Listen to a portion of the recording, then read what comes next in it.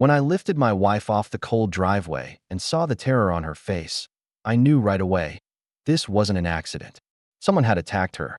She was shaking, gasping, clutching my arm like she was afraid the world would collapse if she let go.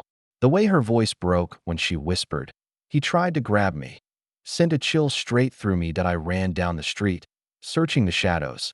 But whoever had done this was gone. Just the echo of my footsteps and my own heartbeat pounding in my ears. The neighborhood was quiet again. Too quiet, like nothing had happened at all. That if you love dark, true-to-life revenge stories, make sure to subscribe. You won't want to miss how this one turns out. The police showed up 15 minutes later. Flashing lights, questions, the usual routine. They searched the yard, checked the security feed, but somehow, our cameras had malfunctioned that night. My wife sat on the porch wrapped in a blanket, trembling just enough to make every neighbor's heart break. When the officer asked if she recognized the attacker, she shook her head. Tall man, hoodie, gloves. I didn't see his face. That night, she barely spoke. I stayed by her side, trying to comfort her, but every time I reached out, she flinched like she expected another blow. I told her she was safe, that nothing like this would ever happen again. But as she lay there, staring blankly at the ceiling, something in her eyes didn't match the fear in her words. It was distant. The next morning, she seemed calmer, almost too calm. She made coffee, humming softly, and told me she'd barely slept. Then, out of nowhere, she said, "You know, this might be because of your business. Maybe someone wanted to hurt you and used me to get to you." That hit me like a brick. I ran a logistics firm, nothing shady, but competitive enough to make enemies. Still, the idea that someone might attack my wife because of me filled me with guilt. She saw that guilt and leaned into it. "I just don't feel safe anymore," she said, her voice trembling perfectly. "What if it happens again? Maybe it's time we make some changes for our protection." I frowned. "What kind of changes?" "Well," she hesitated, "if something ever happened to you, I'd have no control over the company. Maybe it's time I share ownership, just for security." At that moment, I was still too shaken to see the trap being built in front of me. It sounded logical, even loving. She wanted safety. She wanted reassurance. I told her we'd talk about it later, but she smiled like she'd already won something. Over the next few days, she started mentioning it more often, little reminders wrapped in sympathy. "I just don't want to lose you. Maybe if we're legally tied together in the business, it'll make me feel safer," she'd say with that soft, broken tone that used to melt me. Still, something didn't sit right. I tried to ignore it, to focus on her recovery. But small things started adding up. The cameras that had stopped working? She said she'd called the company to fix them, but I never saw a technician. The bruises on her arms faded too evenly, like makeup washing off. And one night, when she thought I was asleep, I saw her scrolling through her phone, smiling at a message from someone named Dylan. She quickly turned off the screen, but not fast enough. The next day, she acted extra affectionate. She made my favorite breakfast, wore the perfume she knew I liked, and thanked me for being her rock. Every gesture was perfect, too perfect. That's when I knew something about that attack wasn't real. And I was done pretending I didn't feel it. From that day on, I decided to play along, to let her think she had me fooled. Because if she was hiding something, I was going to find out exactly what. And when I did, I wasn't going to explode in anger. I was going to take my time. For the next few days, the house felt like a stage, and I was the only one who didn't know his lines. My wife played her role flawlessly, fragile but brave, shaken yet smiling through the pain.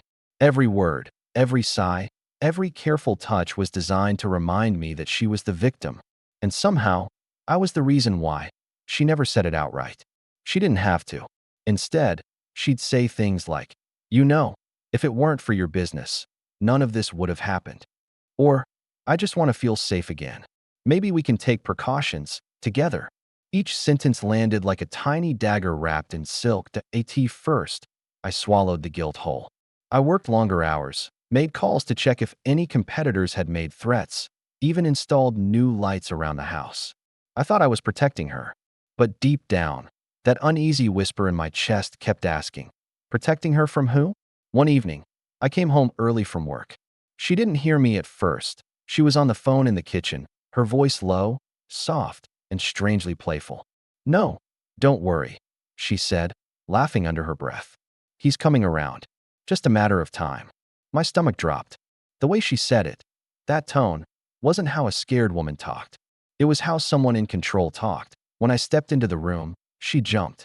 The smile vanished, replaced by trembling hands and a nervous laugh. It was my sister, she said quickly. She was checking in on me. But she didn't have a sister. She had a cousin in another state, one she hadn't spoken to in months.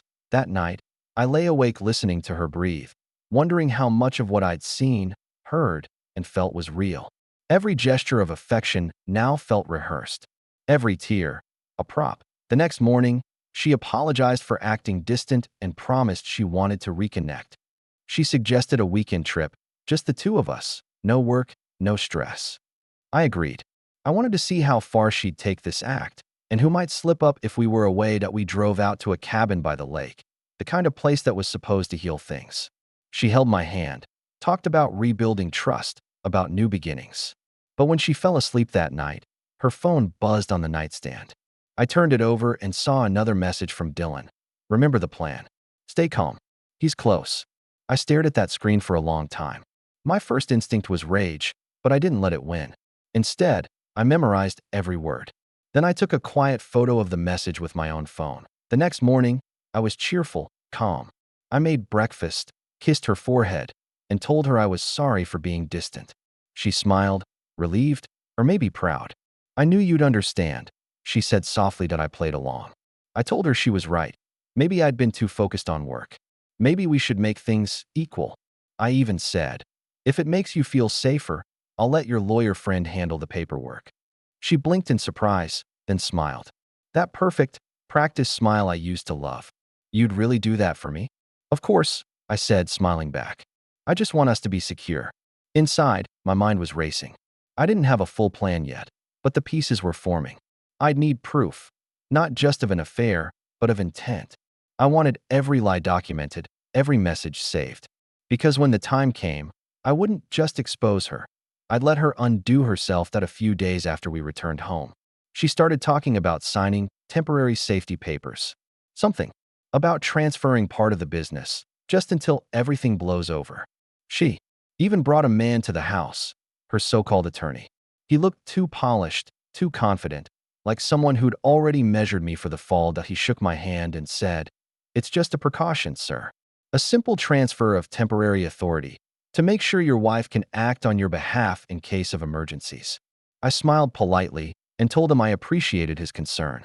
I asked if I could look over the documents alone first, just to read the fine print. He agreed, but his smile faltered for a second, just enough for me to see it. That night, I scanned every page. Hidden in the legal jargon were clauses that would hand her full control of the company within 30 days of my signature. It wasn't a precaution. It was a setup. That I didn't sleep that night. I sat in my office, staring at those papers, thinking about the woman asleep in the next room, the one I'd once trusted with my whole life. She wanted me to feel guilty. She wanted me to feel responsible. But what she didn't realize was that guilt, once it burns out, turns into something else, focus. And I was focused now. The stage was set.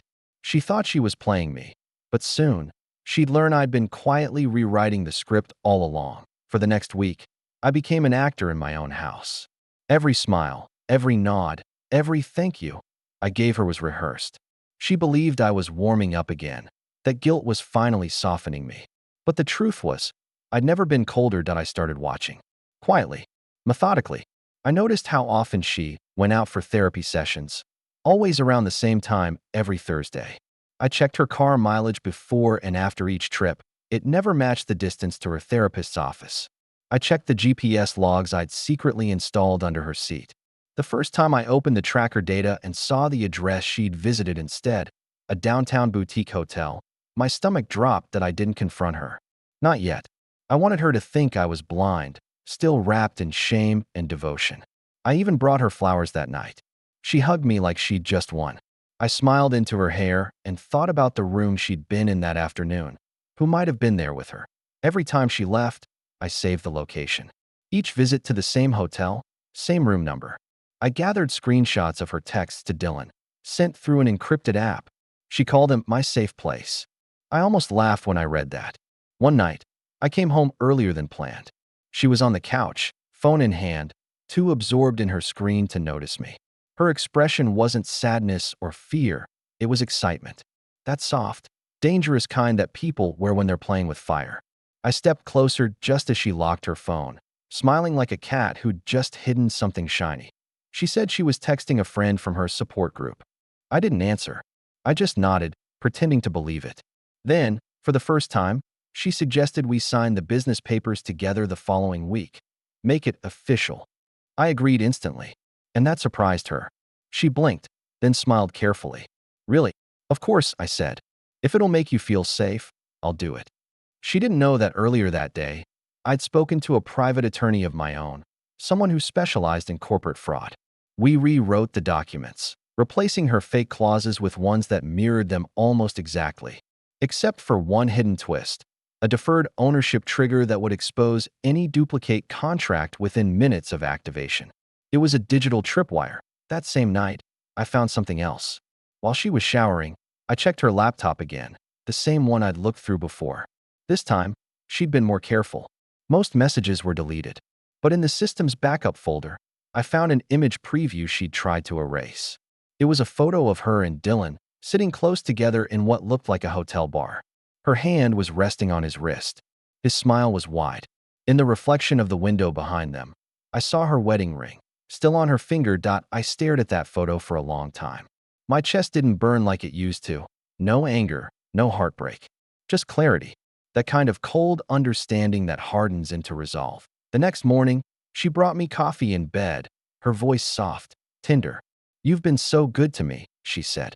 "I think we're finally healing." Healing. That was the word she used. As if betrayal could be patched up with a few sweet words and forged signatures. Later that day, she got a call. I saw the name flash on her phone, Dylan. She answered quickly, walked into the backyard, and lowered her voice. I stayed inside but recorded the whole conversation from the window mic I'd installed earlier. Her tone was sharp, irritated.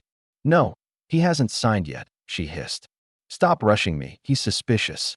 I said next week, "All right, we'll have it done then." That was the confirmation I needed. The attack, the guilt, the business papers, it was all part of the same performance. But I wasn't going to end it by shouting or exposing her right away. No, that would have been too easy for her. Too clean. Instead, I was going to let her walk herself straight into her own trap. That I copied the audio file and sent it to my attorney with a simple note: prepare the proof. That evening, I cooked her dinner. Candlelight, wine, the whole show. She looked relieved, even happy. "You're finally moving on," she said with a smile. That I smiled back and raised my glass. To new beginnings. She didn't realize it was also a toast to her ending, because by this time next week, every lie she'd built, every manipulative smile and fake tear, would come crashing down in front of both of us, and I'd be there, calm and ready, to watch the truth finally tear through the perfect little story she'd written. That by Monday, I was done guessing. I wanted proof, the kind that couldn't be denied, deleted, or twisted into another story. She thought she was playing a careful game, but she didn't realize I was already 3 moves ahead. That morning, she said she had to meet with the insurance company to finalize paperwork related to the attack. She wore her soft gray sweater, the one she always chose when she wanted to look vulnerable and believable. She kissed me goodbye, told me not to worry, and drove off in her silver SUV. The moment she turned the corner, I followed. Not close enough to draw attention, just far enough to see where she'd really go. Her route was strange from the start. Instead of heading downtown toward the insurance building, she veered west, into the city's business district, where the hotel from the GPS logs was located. I parked a block away and waited. A few minutes later, I spotted her in the reflection of a cafe window. She was smiling, the kind of smile she hadn't shown me in months. And then he appeared. Dylan. He wasn't how I pictured him. He wasn't slick or polished like her fake lawyer. He looked ordinary, confident, but not flashy. The kind of guy who blends into the crowd because he knows exactly how to. He touched her elbow lightly, led her into the cafe.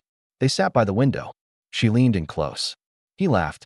To anyone passing by, they could have been lovers or old friends.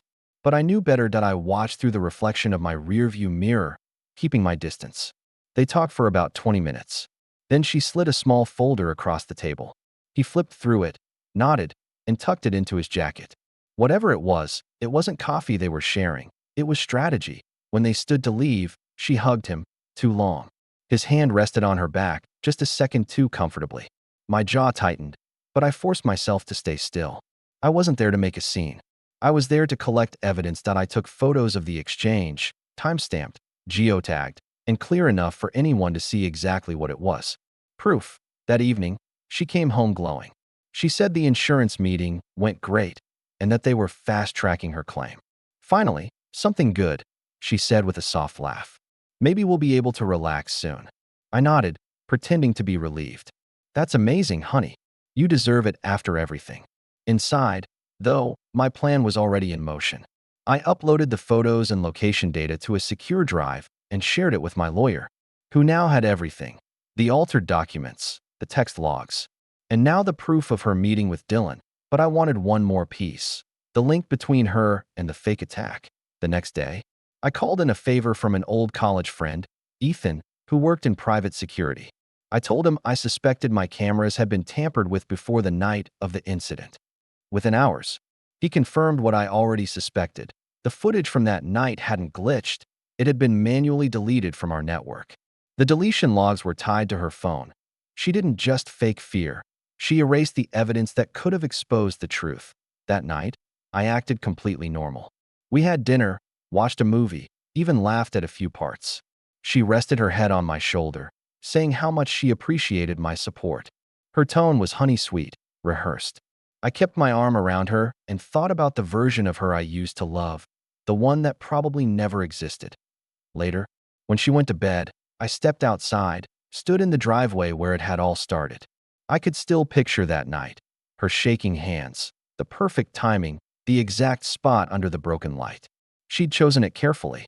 She'd staged her own attack, right here, where every neighbor could see the aftermath but not the act itself. That IT was brilliant, in a cruel kind of way.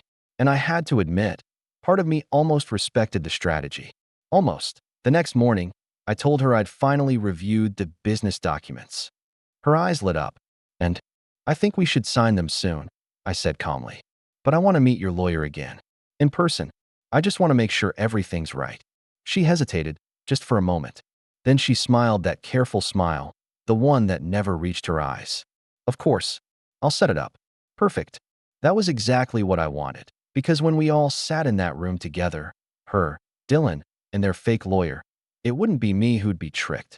It would be them. I'd already built my own trap, hidden in plain sight. And when it sprung, there'd be no yelling, no revenge fantasy, no violence. Just silence.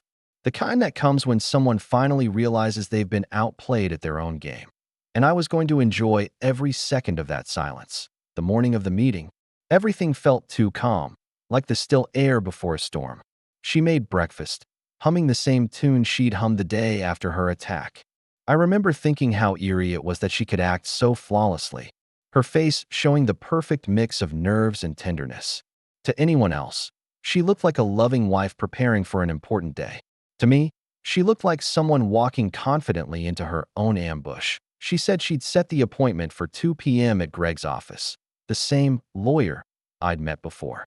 I nodded and kissed her goodbye, just long enough for her to believe I was still the loyal fool she thought I was.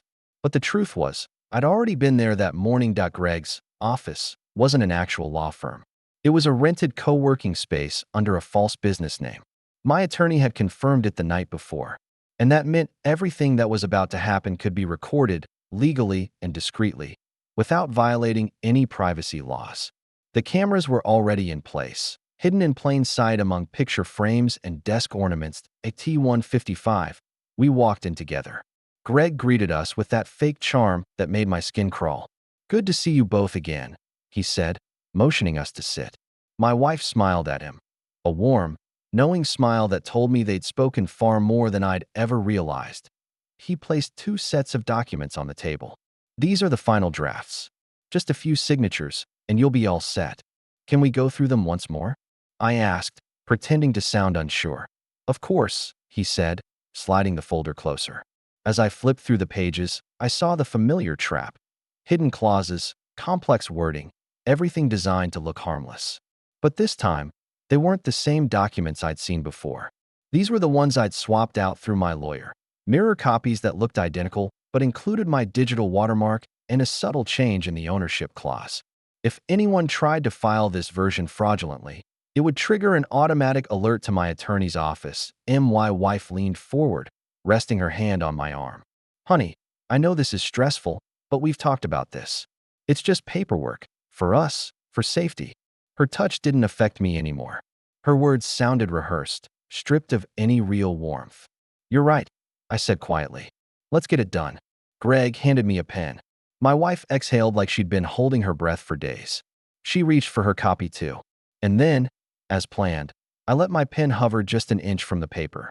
Wait, I said suddenly, frowning. This part here, about the proxy authority. It says acting party in case of incapacitation. Can you explain that again? Greg blinked, slightly thrown off. Oh, that's standard legal language, he said. It just means if something were to happen to you, your wife could manage the business. Right, I said. But what about this section? The one that says, upon mutual consent or intent. I looked directly at him. That's not standard phrasing. He stammered. My wife jumped in quickly. Honey, it's fine. We've already gone through this. It's just legal wording. I leaned back, watching them both closely. Greg looked nervous. She looked defensive. The perfect duo. You know, I said slowly. It's funny. I showed these papers to my attorney yesterday. He said something interesting, that if these were ever filed, both the drafting lawyer and the signing party could face serious charges for misrepresentation. Her face paled. Greg froze. What are you talking about? She said, forcing a shaky laugh. You're overreacting. I smiled calmly. Am I? I pulled my phone from my jacket and set it on the table. On the screen, a live video feed played. The hidden camera footage from the room, already streaming to my lawyer's secure server. Greg's eyes widened. My wife's hand dropped from the pen. This isn't a signing, I said softly. This is documentation of your fraud, your lies, and your little partnership with Dylan. Her lips parted in disbelief. You're misunderstanding. No, I interrupted. I understand perfectly. You staged an attack, deleted security footage, manipulated my guilt, and tried to steal everything I built. Greg stood abruptly. I think this meeting's over. I nodded. It is. For you, at least. He stormed out, leaving her sitting there, pale, trembling, eyes darting everywhere but at me. I didn't yell. I didn't even look angry. I just gathered the papers, placed them neatly in the folder, and stood. Next time you want to play games, I said, voice calm. Make sure you're the one writing the rules. I walked out, leaving her in stunned silence. Outside, the air felt colder, sharper. But for the first time in weeks, I could breathe that I wasn't done yet. Not even close. I still had more evidence to secure, more moves to make. But the balance had shifted. She thought she could turn guilt into control that I'd just turned her control into evidence. After that meeting, everything between us shifted, but she didn't know it yet. She thought she still had a chance to fix things, to sweet-talk her way back into control. The truth was, her performance was over. The camera had caught her final act. That night, when she came home, she pretended nothing had happened. She made dinner, poured wine, even laughed like she hadn't just watched her world start to crumble. You were right, she said sweetly. Greg was a little too pushy. Maybe we rushed things. Her tone was soft, careful, the way people talk when they're terrified of being found out. I nodded, pretending to be reassured. You know, I said, maybe we can rework everything properly. Let's make a version that protects us both. Her eyes lit up. You mean? Start over. Exactly, I said. No lawyers, no middlemen. Just you and me. That was the first part of the trap. She thought I was still half in love, still desperate to believe her. But what I was really doing was baiting her, giving her a false sense of safety, so she'd reveal the rest of her plan. The next morning, I printed 2 identical sets of documents. To the untrained eye, they looked the same. But one set contained the real legal clauses, the ones I'd worked on with my attorney, and the other contained her fraudulent version. The difference between them came down to a single page. One that would trigger a digital timestamp and send an alert to my lawyer the moment it was signed. When I laid the papers out on my desk, side by side, I realized how ironic it all was. She'd wanted control.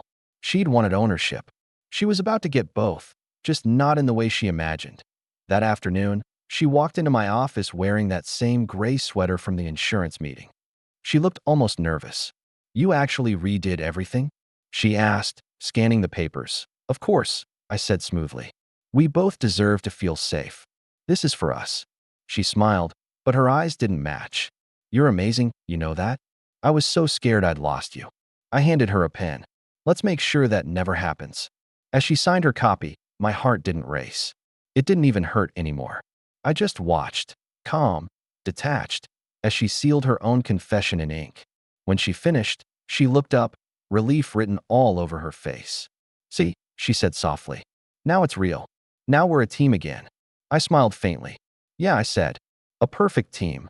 After she went to bed, I scanned both signed copies, logged the timestamps, and uploaded everything to my lawyer's encrypted drive. The alert pinged within seconds. The system confirmed her version of the document was legally fraudulent. We now had every proof needed: her signature, her intent, and the link to Greg's firm. The next morning, I played my role again. Coffee, small talk, the illusion of peace. She even started humming again, like she'd finally won. But I could tell she felt something off, a quiet tension in the air, like the calm before lightning strikes. Around noon, she said she had to meet a friend.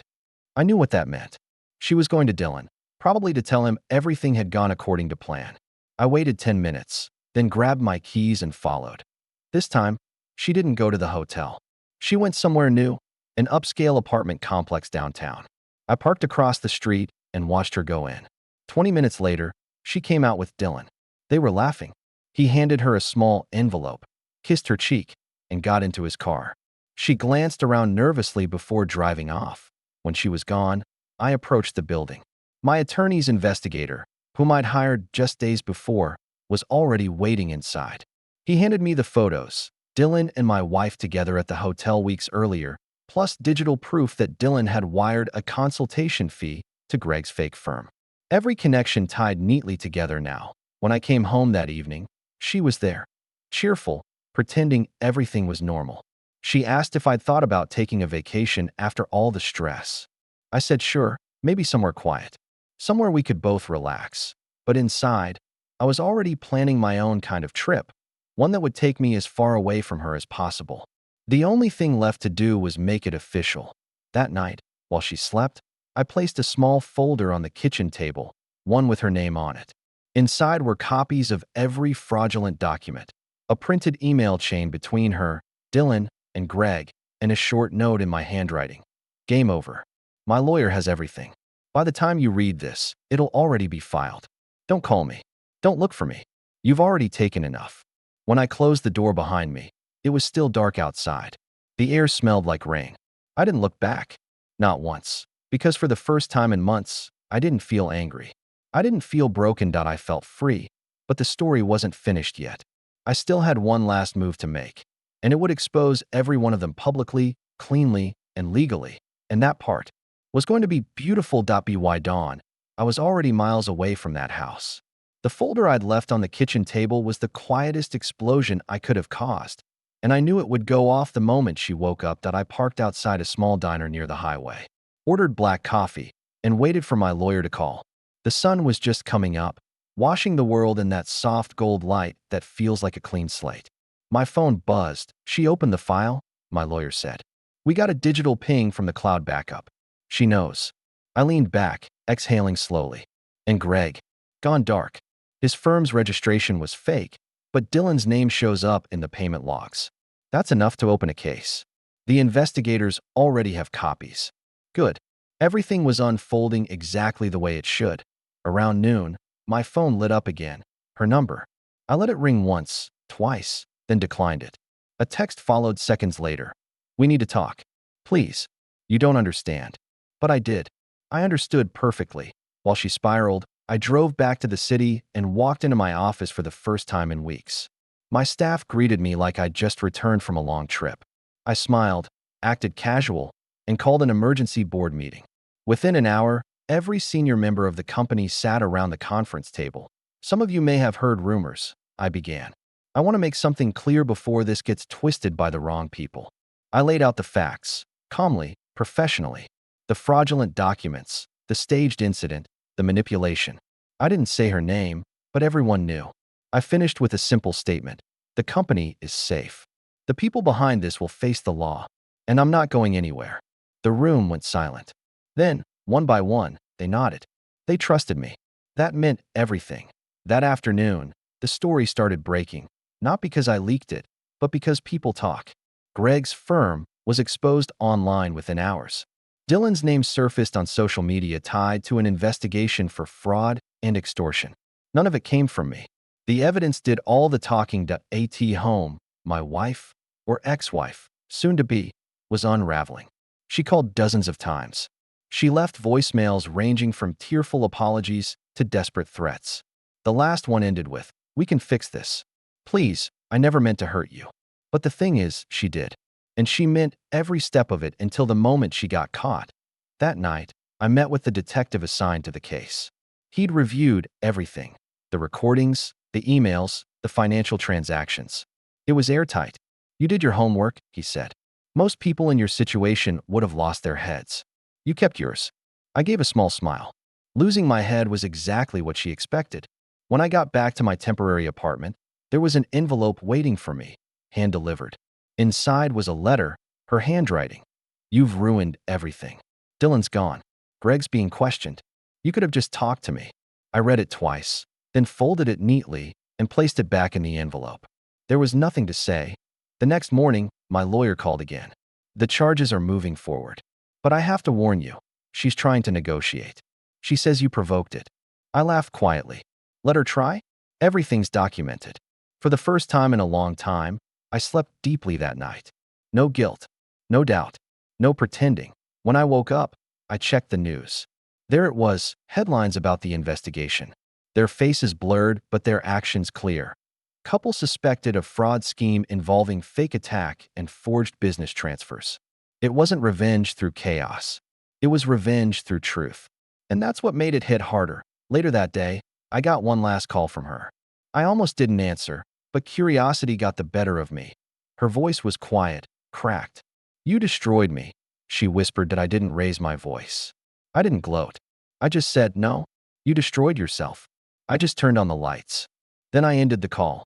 After that, I stood by the window for a long time, watching the city move on with its day, cars honking, people rushing, the world completely unaware of the storm that had just passed. And for the first time, I didn't feel like a victim or a survivor. I felt clean, but deep down, I knew there was one last thing left to do, something personal. Not revenge, not exposure, just closure, something that would remind her and everyone else involved that you can't fake your way through people's trust without it eventually coming back to you. That last move would come soon. And when it did, it would be the quietest one of all, because true revenge isn't loud, that it's silent, surgical, and final. The next morning, I woke up with a sense of calm that felt almost unnatural. After everything, the lies, the setup, the betrayal, there was finally silence. But I wasn't done yet. The truth had destroyed their plan, but I still needed to make sure they couldn't rebuild. Revenge, I'd learned, wasn't about shouting the loudest. It was about precision. One clean move that ends the game completely. My lawyer called around 8 a.m. "They're scrambling," he said. "Greg's firm has been officially blacklisted. Dylan's under investigation for wire fraud. And your wife, well, she's trying to claim she was manipulated." I smiled faintly. "That won't last long." He chuckled. "You've got the evidence to prove otherwise. But what's your next move?" "My next move," I said, "is to make sure everyone sees who she really is, without me ever saying a word." That day, I called a journalist I'd worked with years ago on a corporate piece, someone I knew valued facts over gossip. I told him I had a verified case involving staged insurance fraud and internal company manipulation. I offered to hand him the full documentation anonymously, as long as my name stayed off the record. By the end of the day, he had everything: the photos, the emails, the voice recordings. Within 48 hours, the story broke on a major business site. Inside the scheme, how a fake victim almost stole an entire company. No names, no direct identifiers, just enough detail that anyone close to us would know exactly who it was about. By the time my wife saw it, the damage was already done. Her reputation, her career, her credibility, all gone. Her phone calls stopped. Her social media vanished overnight. And for once, I didn't feel guilty. Not even a little. 2 days later, I got a call from Dylan's lawyer. The man wanted to negotiate quietly to make the problem go away. I told him there was no problem to solve anymore. The courts would handle it now. That same afternoon, I drove past the house one last time. The curtains were drawn, the car gone. For months, that place had felt like a war zone. Now, it looked like nothing had ever happened there. Peaceful, empty, almost innocent again. I parked across the street for a moment, just watching. Memories flickered.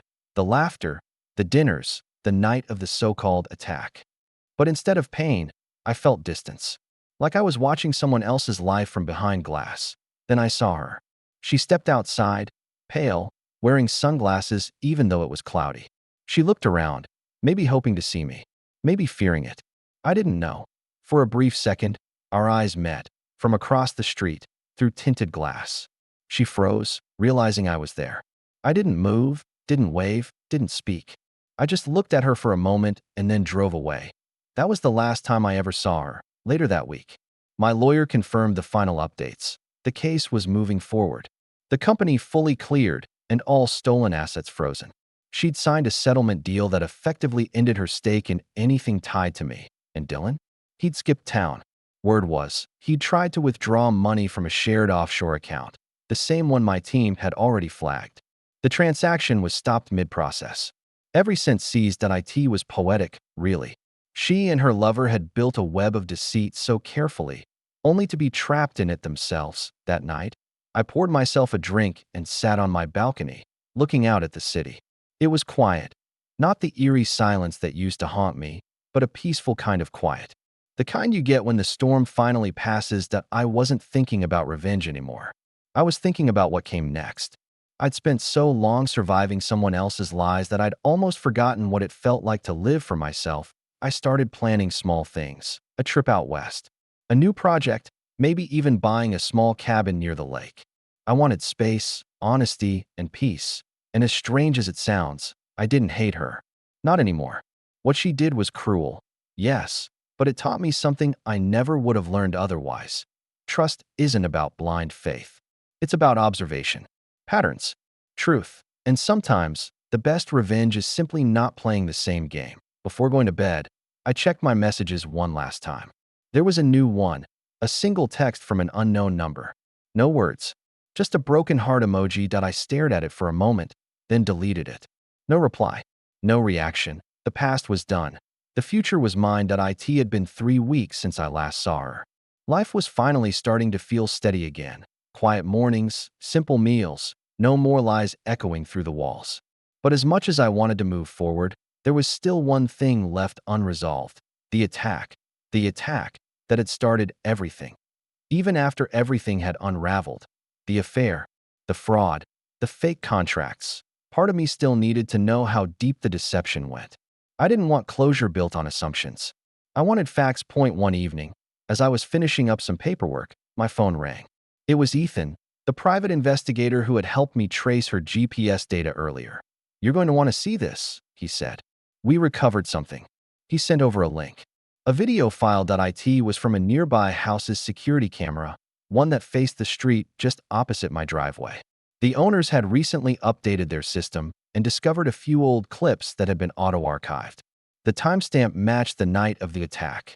I clicked play. The footage was grainy, but clear enough. It showed my driveway under the dim streetlight. The frame was quiet for a few seconds. Then, suddenly, my wife appeared. She looked around nervously, then pulled something, a small object, from her bag.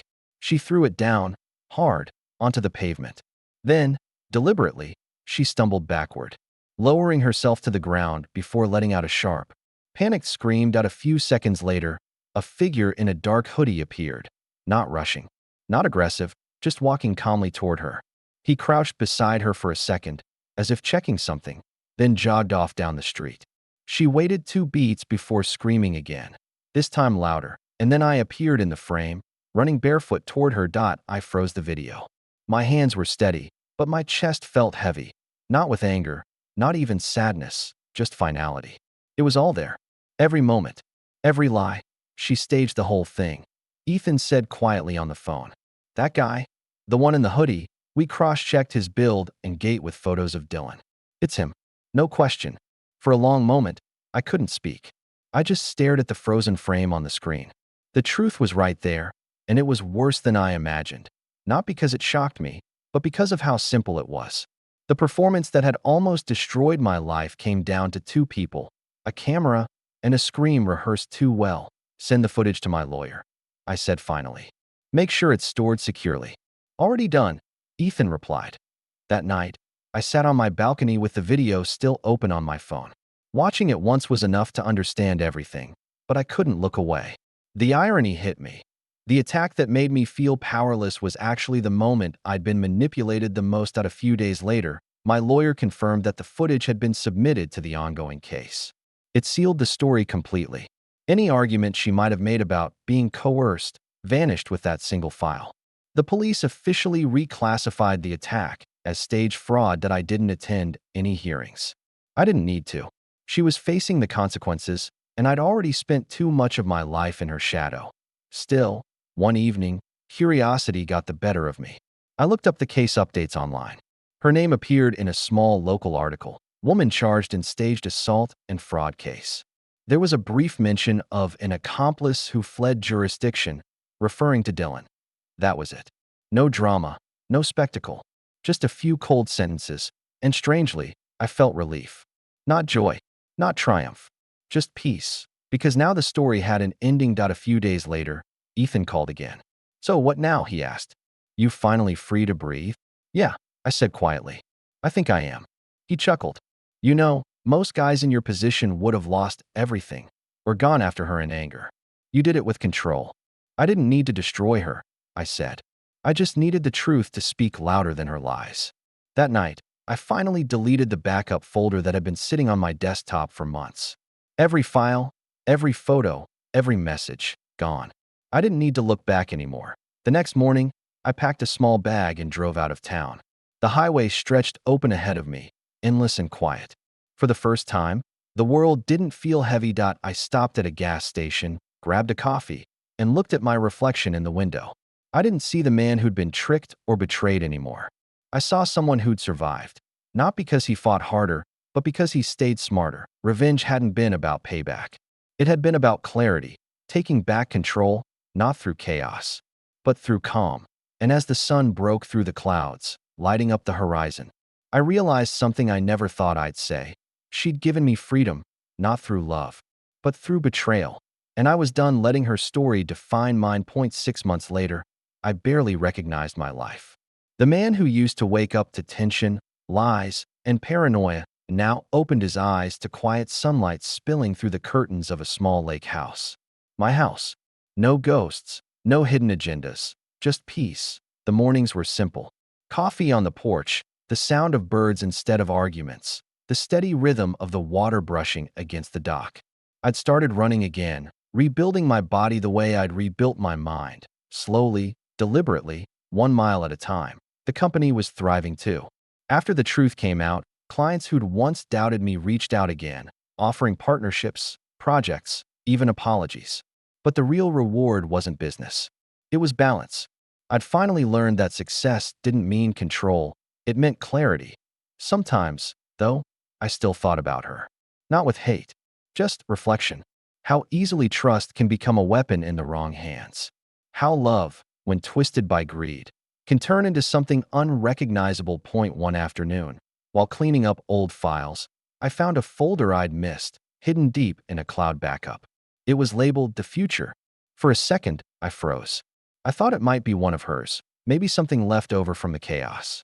But when I opened it, it was mine, a document I'd written months ago during the investigation. Inside, I'd written a single sentence to myself. When this is over, live. Not survive, not recover, just live. I closed my laptop and smiled. That was exactly what I was doing now. The lake reflected the sky in calm ripples, and for the first time in a long time, I felt like I was exactly where I was supposed to be. The anger was gone. The noise was gone. All that was left was gratitude, for the lessons, for the strength, for the fact that I'd walked through fire and come out clean. But the truth is, it wasn't just luck. It was choice. Every step of that journey, I chose control over chaos, patience over fury. I let truth do the work that revenge never could. And now, standing on that dock as the sun dipped low and turned the water gold, I couldn't help but wonder, did I do the right thing? Was I right to expose them calmly, to let justice, not rage, have the final word? What would you have done if you were in my place? Would you have walked away the same way I did? Or would you have gone further? Let me know in the comments. I genuinely want to hear your thoughts. And if you enjoyed this story, if it made you think, feel, or maybe even reflect on your own life, don't forget to subscribe so you never miss another true revenge story. Hit like. Share it with someone who'd love a story with a twist. And tell me, did I make the right call? Or did I go too easy? Because sometimes, revenge isn't about destroying someone, it's about saving yourself, one calm, calculated move at a time.